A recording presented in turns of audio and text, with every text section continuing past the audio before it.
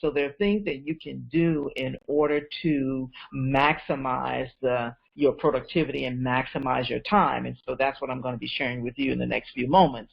So get your time back and add more hours to your day. So I'm going to be talking about a process or something that I call time fragmenting. Time fragmenting. Now, you may or may not have heard this term, terminology that's used in financial management, and fragmenting, or being able to gather the pieces, not of time, but money. If you view your time the way you view money, then you can understand how this would apply when it comes to your time. You need to look at your time as an investment, because the way you look at time, if you begin to view your time like you view money, then you will begin to see how this terminology or this process will apply. So how does time fragmenting work? Okay, time fragmenting works by identifying those small and seemingly insignificant pockets of time that add up to be hours of your time that you never perhaps considered before, right? So things like phone calls, texts, social media, emails, these are pockets of time that you really need to examine, and they can add up. If you are constantly, now, and here's the deal, if you are constantly, taking phone calls, responding to texts,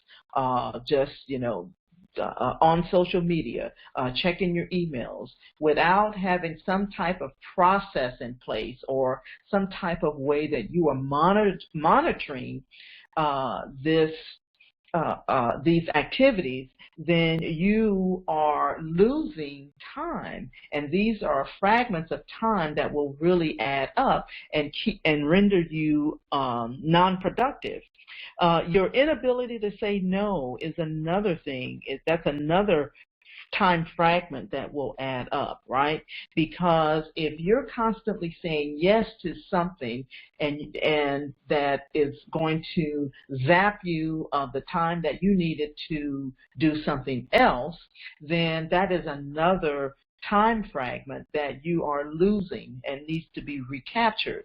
If you're saying yes to something, then you're saying no to something else that needs to be done. And I'm kind of paraphrasing it, but you really need to learn the art of saying no. And when you don't have the ability to say no to something that is insignificant, and when I say insignificant, right, that's all relative, but you really, if you're an entrepreneur, solopreneur, and you're really trying to get some things done that's going to save you time in the future, then you're definitely going to have to look at the things that you say no to, or the things that you say yes to when you should be saying no, right? So that's another time fragment. Multitasking is a huge time fragment. When you are multitasking, you are losing time, right? Because it takes you 15 to 20 minutes to regain your focus and your time when you're trying to get something done. So stop multitasking, because you're really fooling yourself into thinking that you're getting something done when in fact you are losing time. Another one, doing activities that should be delegated, automated, or even eliminated altogether. Listen, let me tell you, I have suffered with this as well. There are things that early on in my organizing business that I should have delegated and automated and eliminated. Okay, so if you look at the things that you're doing in your business, and perhaps what you need to do is reassign those tasks. Well, first you will want to categorize those tasks, and then begin to reassign them according to where you are where there should be, right? Because there are activities in your business that really need to be delegated because they're not producing the kind of results that you're needing to produce in your business. So these are all time fragments that really add up.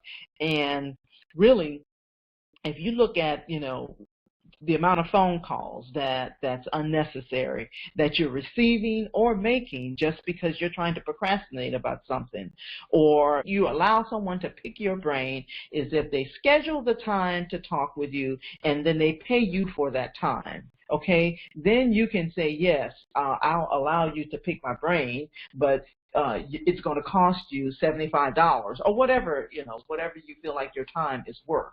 So you definitely want to look at these time fragments that can really add up at the end of the day and render you non-productive and broke for the most part. Okay, so here are a few tips I want to share with you that I believe that will help you to really get your time back. Number one, you want to make sure that you review your goals often, whether it's immediate or long-term goals. And I'm talking, when I say often, we're talking reviewing your goals daily, okay? When you create your to-do list or however you operate, whether that is a calendar or whatever that is, review your goals often.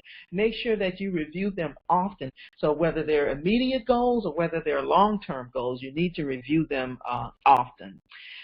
Secondly, always determine which activity is necessary or not in achieving your goals.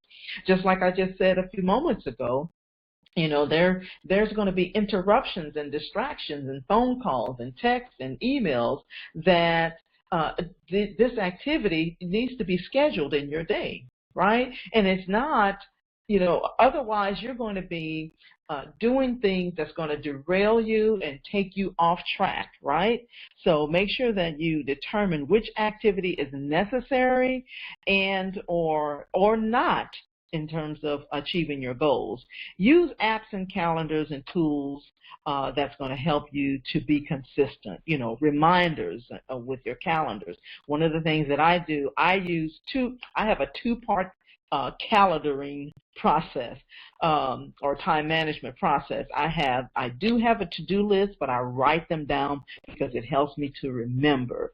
Also, I do use a calendar, an app on my phone.